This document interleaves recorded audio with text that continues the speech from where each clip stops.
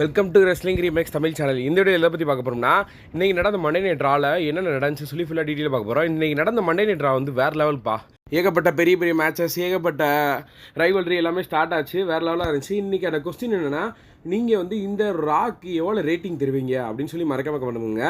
என்னோட ரேட்டிங் 4.5, உங்களோட ரேட்டிங் என்னன்னு சொல்லி கமெண்ட் பண்ணுங்கள். நம்பர் ஒன் என்ன, ஓப்பனிங் ஷோ வந்து நேற்று சொன்ன மாதிரி ரியா ரெஃப்ரி வந்து உள்ளே வராங்க. ரியா ரெஃப்ரி உள்ள வந்து என்ன பேசுனாங்கன்னா, இப்போ யாரை பற்றி பேச போகிறேன்னா, டாமினிக் மிஸ்டீரியோ. அது வந்து எங்கள் ஜட்மெண்ட்டேன்னு இப்போ சொல்லவே கூடாது. ஜட்மெண்ட்டே ரெண்டாக பிரிச்சதுக்கு காரணம் Finn Balor and Dominik Mysterio, அப்புறம் லீவி மார்கன். அப்புறமே டக்குன்னு பார்த்தீங்கன்னா ஒரு 2 பேர் உள்ளே வருவாங்க. உள்ளே வந்ததுக்கப்புறம் நீ வந்து என்ன, நான் ஜட்மெண்ட்டை பிடிச்ச மாதிரி பேசுகிற, ஒன்றும் எனக்கு பிடிக்கல. காரணம் என்னென்னா, நான் வந்து எப்பயுமே உனக்கு ஹெல்ப் பண்ண வருவேன். நீ என்ன எந்த மேட்சாக இருந்தாலும் நீ என்னை ஹெல்ப் பண்ணவே வரமாட்டேன். நான் எப்பயும் மாமின்னு சொல்லி உன் கூடயே இருப்பேன். ஆனால் நீ என்னை கண்டுக்க கூட மாட்டேன். நான் தான் உனக்கு ஹெல்ப் பண்ண வருவேன். நீ எனக்கு எந்த மேட்சாக ஹெல்ப் பண்ண வந்திருக்கியா? நான் ஹெல்ப் பண்ண வரலையா?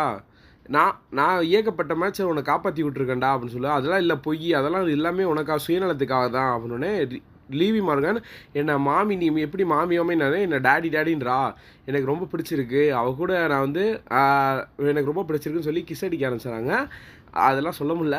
அதுக்கப்புறம் பார்த்தீங்கன்னா சாம்பியன்ஷிப்பை ரைஸ் பண்ணி இந்த சாம்பியன் ஒன்று கிடைக்காது அப்படின்னு சிரிக்க ஆரம்பிச்சிடுவாங்க. இல்லையே நம்ம ரியா ரெஃப்ரி வந்து சிரிக்க ஆரம்பிச்சோன்னே அப்பயே தெரிஞ்சிச்சு, ஆகா இது சிரிக்கிற பார்த்தே தெரியுது, பின்னாடி ஒரு விலங்கு இருக்குன்ட்டு. நினச்ச மாதிரி வந்து பார்த்தீங்கன்னா பின்னாடி டேமியன் பிரிஸ் இருக்கார். 2 பேருமே சடனாக ஷாக்கிங் ஆகிட்டாங்க. டேமியன் பிரிஸ் என்ன அப்படின்னா அடித்து உள்ளே இழுத்து விட்டுருவார். டாமினிக் மிஸ்டீரியோ உள்ளே அந்த பக்கம் வச்சு, அதாவது அந்த ஸ்நாக்ஸ் ரூமில் வச்சு அடிச்சுக்கிட்டு இருக்காரு. அங்கே வந்து பார்த்தீங்கன்னா லீவி மார்கன் வந்து காப்பாற்றி விட்டுருவாங்க. டாமினிக் மிஸ்டீரியோ ஓடுறாரு. டேமினிக் பிரிஸ்ட்டு பின்னாடியே ஓடுறாரு. எப்படியோ அடிச்சு இழுத்துட்டு போயிடுறாரு ரிங்குக்குள்ளே. அப்போ வந்து டாமினிக் மிஸ்டீரியோ அப்புன்னு ஒரு அறையை விடுவார் பார்த்தீங்களா. டேமினிக் பிரிஸ் கொஞ்சம் நேரத்தில் ஃபினிஷர் மூவ் போட ட்ரை பண்ணுவார். டக்குன்னு கார்லிட்டோ வந்துடுவார். ஏன்னா டேமினிக் பிரிஸுக்கும் கார்லிட்டோவுக்கு தான் ஒரு மேட்ச்சே இருக்குது இந்த ஒரு செக்மெண்ட்டில். பார்த்தீங்கன்னா இந்த ஒரு மேட்ச் வந்து சிம்பிளாக ஈஸியாக வந்து முடிச்சு விட்ருவார். கார்லிட்டோ அந்தளவுக்கு வந்து ஒரு மேட்ச் வந்து கொடுக்க மாட்டார். கார்லிட்டோ வந்து ஈஸியாக அவரோட ஃபினிஷர் மூவ் போட்டு மேட்ச்சை பின் பண்ணி விட்ருவார். அப்புறம் வந்து பார்த்திங்கன்னா ஜட்மெண்ட் டே உள்ள வந்துடுவாங்க. நம்ம ஜேடி மெக்டோனா வந்து இப்போதைக்கு ஒரு கேரக்டர் ஒரு வேறு லெவலில் காட்டுறாங்க. அவர் வந்து அட்டாக் பண்ணுவார்.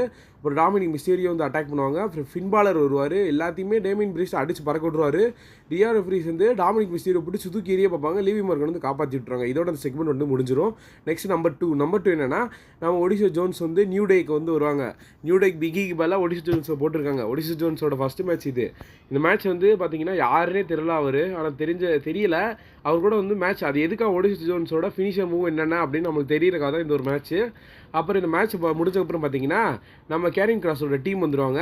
வந்து என்ன பேசுவாங்கன்னா, நீ வந்து ஒடிஷா ஜோன்ஸை கொண்டு வந்திருக்க அது நியூ டேக்கு, ஆனால் அது வந்து ஜேவியர் வுட்ஸுக்கு எனக்கு தெரிஞ்சு விருப்பமாக தெரியல அப்படின்னே. அப்போல்லாம் இல்லை, ஜேவியர் வுட்ஸுக்கு எல்லாம் பிடிக்கும், நாங்களாம் நியூ டே அப்படின்னு வந்து சொல்லுவாங்க.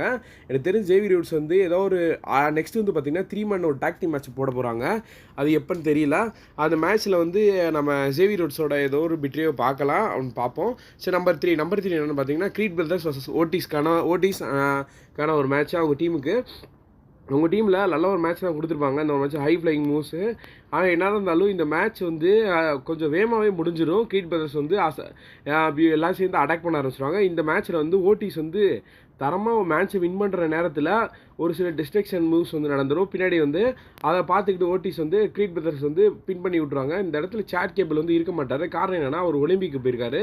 அதனால வந்து இந்த ஒரு செக்மெண்ட்டில் வந்து பார்த்திங்கன்னா சாட் கேபிள் இருக்க மாட்டார். அப்புறம் என்ன நடக்கும்னா, நம்பர் ஃபோர் என்னென்னா, ஒரு டாக் டீம் மேட்ச் தான் உமன்ஸ் டிவிஷனுக்கான. இந்த டாக் டீம் மேட்ச்சில் சைனா பிளேசரை அடித்து வெளுத்து விட்ருவாங்க. அப்புறம் கீழே வந்து பார்த்திங்கன்னா அவங்க டீம் வந்து அட்டாக் பண்ணுவாங்க. டாக் டீம் சாம்பியன்ஷிப் மேட்ச் எப்படியாவது வின் பண்ணிடுவாங்க. திருப்பி அவங்களே சக்ஸஸ்ஃபுல்லாக டைட்டில் வந்து ரிட்டைன் பண்ணிடுவாங்க. ஸ்டில் அவங்களே சாம்பியன் ஆகிடுவாங்க டாக் டீம் சாம்பியன்ஷிப். நெக்ஸ்ட் வந்து பார்த்திங்கன்னா உங்களுக்கான ஃபியூடு வந்து பார்த்திங்கன்னா நெக்ஸ்ட் அகைன் வந்து மறுபடியும் இந்த மேட்ச் வந்து நடக்கும், அதிகமாக சான்சஸ் இருக்குது. நெக்ஸ்ட் நாளில் பார்க்கலாம். நம்பர் ஃபைவ் என்னென்னா, நம்ம ராண்டி ஆர்டன் உள்ள வருவார். அவரோட தீம் மியூசிக் போட்டு அவர் என்ன சொல்கிறாருன்னா, நான் வந்து இது வரைக்குமே மேட்சஸ் எல்லாம் லாஸ் பண்ணேன், இதுக்கப்புறமா 15 டைம் சாம்பியன் ஆக போகிறேன், 14 டைம்லேருந்து 15 டைம் ஆக போகிறேன், குந்தரை பீட் பண்ண போகிறேன், பெஷிந்த பெர்லின்ல அந்த மாதிரி சொல்லுவார். குந்தர் என்ன சொல்லுவாருன்னா, அவர் அசிங்கப்படுத்துவார். அவரே அசிங்கப்படுத்துவார், குடும்பத்தையும் அசிங்கப்படுத்துவார். அப்புறம் ராண்டி வந்து ரொம்ப கடுப்பாயிடுவார். என்னடா அது, ராண்டியே ஒரு சைக்கோ, எப்போ என்ன போனான்னு தெரியாது. ராண்டியும் சரி, பிராக்கும் சரி, 2 பேரும் ஃபேஸ் டு ஃபேஸ் நிற்பாங்க. சடனாக வந்து பார்த்தீங்கன்னா ட்ரூ மைட்டை வந்து பேசுவாங்க, நிப்பாட்டுறேன்ட்டு. டக்குன்னு பார்த்தீங்கன்னா ஆர்கேவை போட்டு விட்ருவாரு நம்ம குந்தருக்கு. அந்த சீனில் வேறு லெவலாக இருக்கும். ஆர்கேவை போட்டோன்னே சிஎம் அங்கே உள்ளே வந்துடுவார். ட்ரூ மேக்கின்டையர் அட்டாக் பண்ணிடுவார். ட்ரூ மேக்கின்டையர் வந்து அவரோட பெல்ட்டை எடுத்து கையை ஓங்குவார்.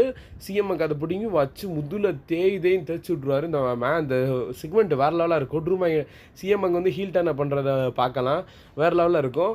அப்புறம் வந்து பார்த்தீங்கன்னா சிஎம் என்ன சொல்லாருன்னா, இதுக்கப்புறம் அவர் சொன்ன மாதிரி தான் கரெக்டாக தருவார். இது வரைக்கும் நான் பேசிக்கிட்டு தான் இருந்தேன், இப்போ சேலை காட்ட போகிறேன், இனிமேல் பேச்சு இல்லைடா வீச்சுடா அப்படின்ற மாதிரி சொல்லியிருப்பார். சிஎம் அவர் அவர் ஸ்டைலில் போட்டுட்டு நின்றுக்கிட்டு இருப்பார். ஆனால் இதுக்கப்புறம் தான் நடக்கும் பேக் ஸ்டேஜில் ட்ரூ மேக்கின்டையருக்கு ஒரு இன்ஜுரி ஆயிரும்னு நினைக்கிறேன். ஏன்னா முதுவெல்லாம் கீரல் ஆயிரும். அந்த ஒரு இமேஜ் நீங்கள் வந்து இப்போ ஸ்க்ரீனில் பார்க்குறீங்க. அது பாருங்கள், அந்த இதில் என்னென்ன குழப்பி வச்சுருக்காருன்னு பெல்ட்டை வச்சு. இதுக்கப்புறம் பார்த்தீங்கன்னா ட்ரூ மேக்கின்டையரும் சிஎம்முக்கு ஒரு வேறு லெவலில் சண்டை போட போகிறாங்க. பேட் பிளட்டில் இவங்களுக்கான ஒரு ஹெல் இன் எ செல் மேட்ச் நடக்கும். அந்த மேட்ச் வந்து உண்மையில் ரொம்ப கொடூரமாக இருக்கும் போது அதுக்காக தான் இப்போ இருந்தே ஒரு செக்மெண்ட் கொண்டு வராங்க.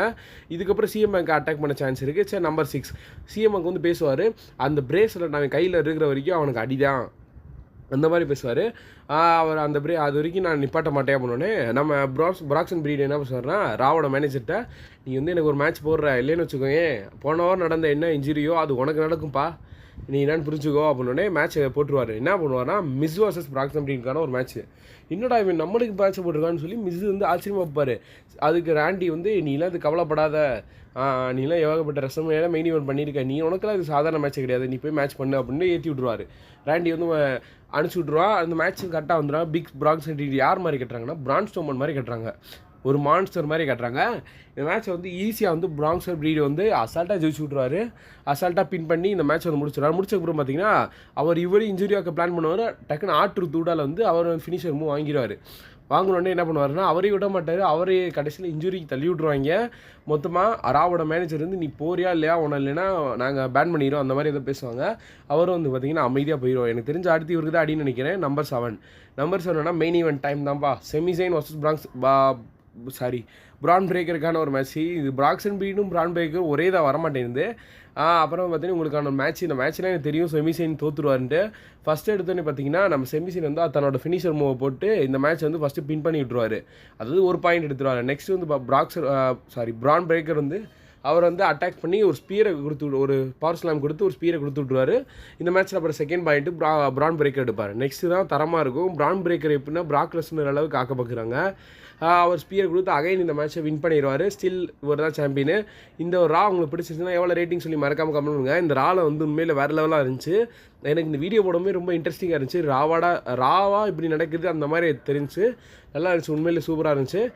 இந்த வீடியோ பிடிச்சா லைக் பண்ணி நம்ம சேனல் சப்ஸ்கிரைப் பண்ணுங்கள். See my next video. Thank you for வாட்சிங்.